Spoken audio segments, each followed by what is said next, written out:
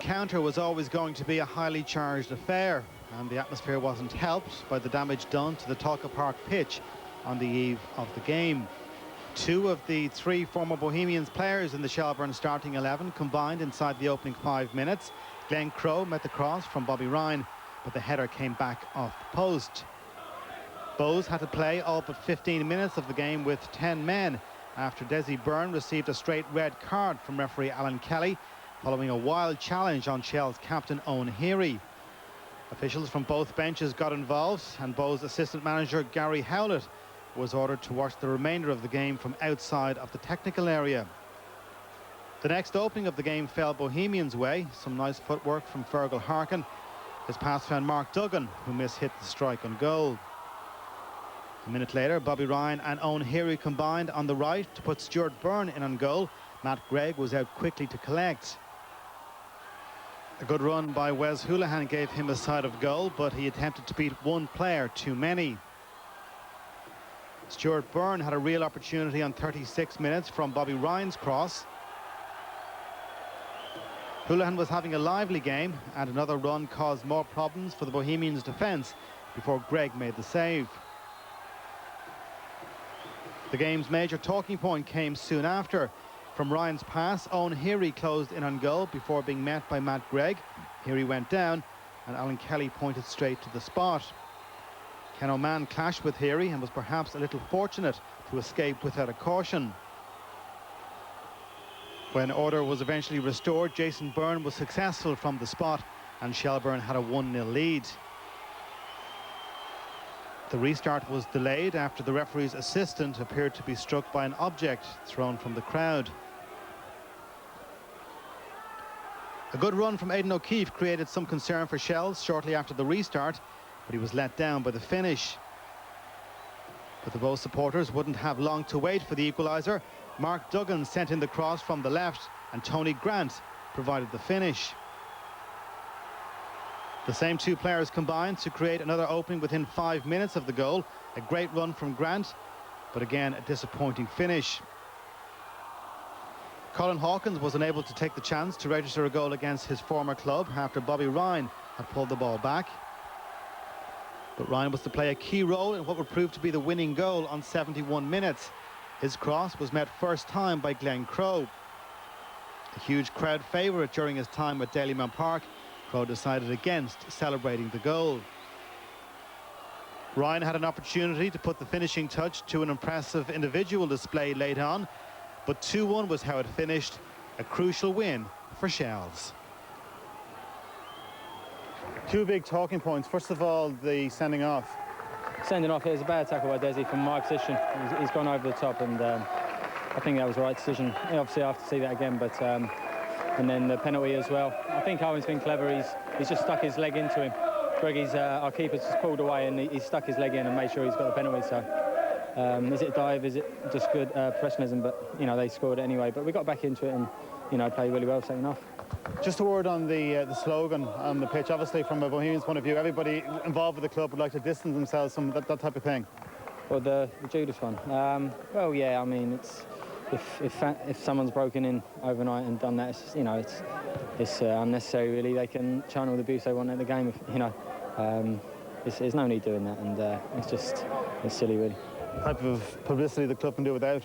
Yeah, it is, but it's only probably a minority. So I don't think the club should be, fined or anything like that, or punished in any way. It's just a small minority. Bohs feel a little bit hard done by about the penalty. I'm not worried about Bohs, to be honest. There's a lot of stuff going on this week that, Bohs people have to sort out within their own club, and, they've criticised us. We've gone and taken some players from their club, and yet we've borne the brunt of that when the supporters should be venting that at their own people for not keeping the players at the club. And the players that played tonight, the ex-Bohs players, were excellent for us. Really, really good tonight. And a word on the slogan. I mean, presumably it's fans that have broken into Talca Park. Yeah, I wouldn't call them fans. I mean, I had great times at Bohs. There's loads of genuine supporters there and have a lot of time for the club. But they've got some morons now, like most clubs. But what can you do about it? It's not Bohemians. But they've obviously got to sort it out themselves. Even during the game tonight, there's a lot of stuff coming on the pitch. A word about the. Okay, well, quite a game, quite an eventful game on Friday night between Shells and Bohs, and Just first of all, a word about the way Shells came back, because it was obviously a very disappointing defeat to them for them against Cork, and bounced back really well. Well, I think they showed all the character. I mean, to go to Cork, and people have been saying, I mean, I've said it, I don't think they're going to win the league, but to go there, Bow was a big game, you know, and to get the result, it's a fantastic result for them, and they'll keep pushing, they'll keep going as long as they can. They'll still try and get second. They have to qualify for Europe, especially the UEFA Cup and the Champions League is where the big money is. Like. We can take a look back on the main incidents of Friday night's game. As I said, quite a lot, and unfortunately the sending off really. Well, I think it's always going to be 40, but I mean that's disgraceful. I mean that's way over the top. I mean you can see the ball's already gone past on here, and Des Bourne. I mean I don't think he can have any complaints whatsoever. And the referee, to be fair, Alan Kelly's done really well there. He's got in quick, he sent them off quick, and he's diffused the situation very sharply. Because I think when it happens like that, so close to the bench. You know, you're talking about, you'd expect the Shell staff to react a little bit. You can see the Bow staff as well have reacted. So I think the referee's done very well there. He made the decision very, very quickly, and he's diffused the whole situation very, very fast. I mean, that's disgraceful. I mean, that, you know, Owen here, he's extremely lucky that he hasn't broke his leg there. I mean, that's a kind of tackle, and I think Des would be honest enough to admit that he was way over the top there. I mean, you can't tackle like that. But, I mean, apart from that, I mean, Owen here, I think he's done well there. I mean, I think he's conned the referee there, because it didn't look as if he ever tried to get on the ball. I think he's just poked it past him and he's gone straight over. I mean, you can turn around and say, you know, it's unsportsmanlike, but it's professional play. I mean, if you can get a penalty, I mean, the keeper's got nowhere near the ball, and I think Owen knew he wasn't going to get the ball, so he's got the penalty out of it. I mean, Bobby Ryan hasn't played much, but that cross is absolutely superb, and that's what Bobby Ryan's all about. That's the quality he has. You can see there's two players around him. He drops his shoulder. He has probably a yard, and he's whipped the ball in the area that you'd want in between the goalkeeper and his back four.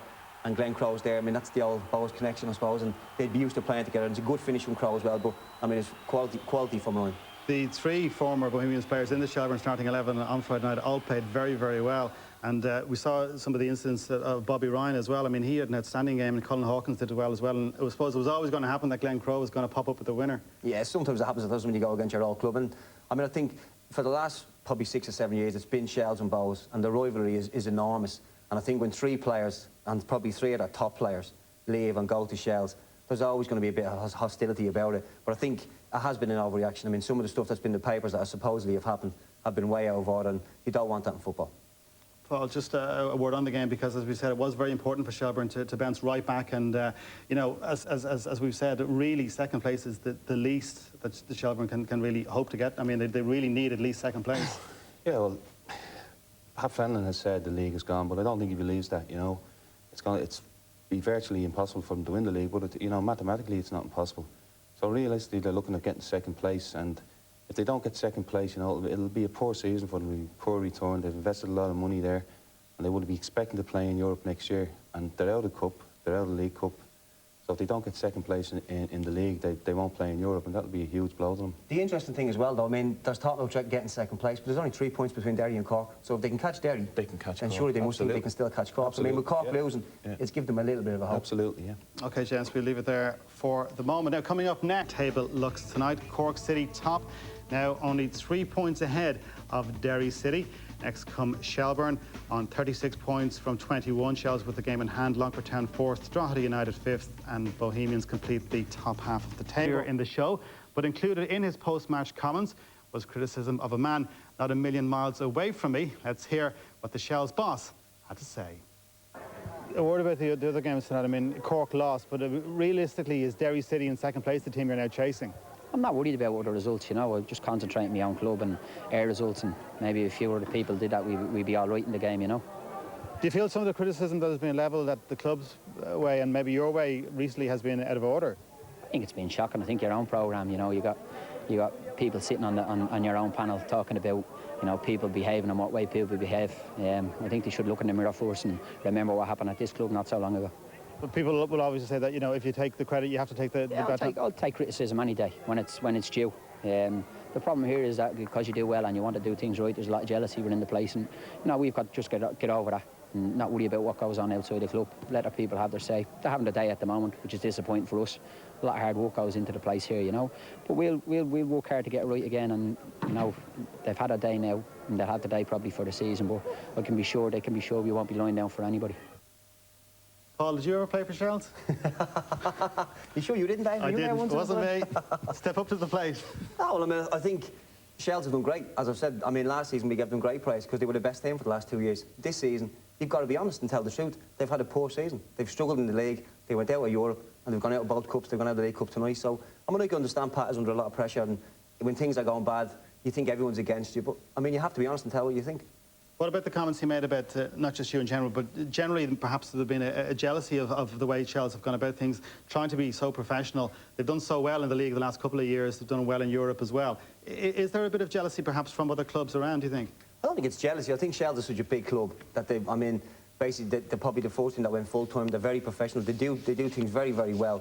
I think when things go wrong, it's only natural. It's like every big club, Man United, Chelsea. When things are going wrong a bit, you're always going to get a little bit extra criticism, and that's the pressure of playing at a really, really big club. I mean, Pat was you've been at St. Pat's, and it's always the same at big clubs. When it goes wrong, you always get that extra bit of stick. And obviously the expectation level at Shells now is so high because they have done so well in recent years. Absolutely, and I mean, it's a compliment to Shelbourne and to Pat Fenlon that people are having a go at them, because it just shows how high up they are. You know, if they were bottom of the league, nobody would care if they lost or won. But the fact that they're aspiring to be the best, and they have been the best for the last couple of years, people are now knocking them because they've dropped a little bit. I take that as a compliment if I was in his position. It didn't sound as if you took it as a compliment. OK, gents, we'll have to leave it there for tonight. That's all we have time for. A quick mention of a charity game tomorrow night at Talca Park when Shelbourne Brigod Darrig play Arnott's FC, native Temple Street Hospital. Kickoff is at 7:45. We'll have live coverage of Liverpool's Champions League qualifier with CSKA Sofia tomorrow night here on TV3. Coverage begins at 7:30. Eircom League Weekly is back next Monday night. So for now, from Pat, Paul and myself, a very good evening.